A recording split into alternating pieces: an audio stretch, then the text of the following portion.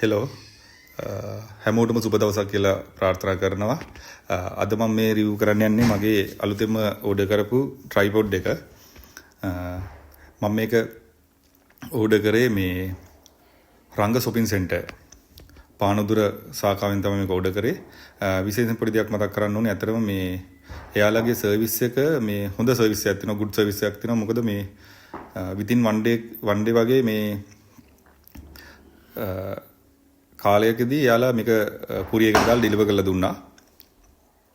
පොඩ්ඩක් මේකට අන්බොක්ස් කරන එක රිව්යු කරන එක ටිකක් අපහසුවට මොකද මම මේ චූටි දූත් එක තමයි රිව්යු කරන්නේ. මගේ මේ මේන්ම සපෝටර්ස්ලා දෙන්න මේ දුවයි පුතයිත් එක්ක තමයි ඔන්න බලමු.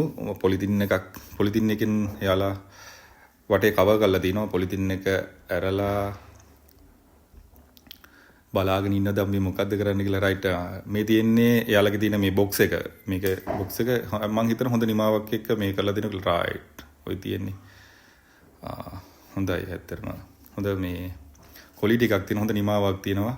ඒ වගේම හොඳ බෑග් එකක් තියෙනවා. මේ එල්ලගෙන යන්න පුළුවන් ඕනම වෙලාවට අපිට ට්‍රැවල් එකකට හරි ටුවර් එකක් මොකක් හරි එකකට යනකොට ඇත්තටම හිතා පහසුවෙන් මේ එල්ලගෙන යන්න පුළුවන්. තාමත් මේක මේ පොඩි එල්ලගෙන යන්න පුළුවන්.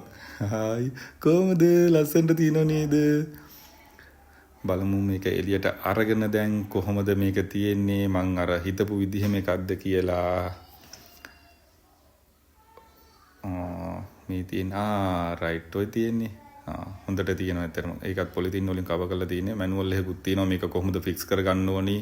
මේකේ තියෙන පොඩි තව ගැජට් ටිකක් තියෙන ටික හොඳයි හයි කරගන්න ඕනි කියන එක. ඇත්තටම හොඳයි.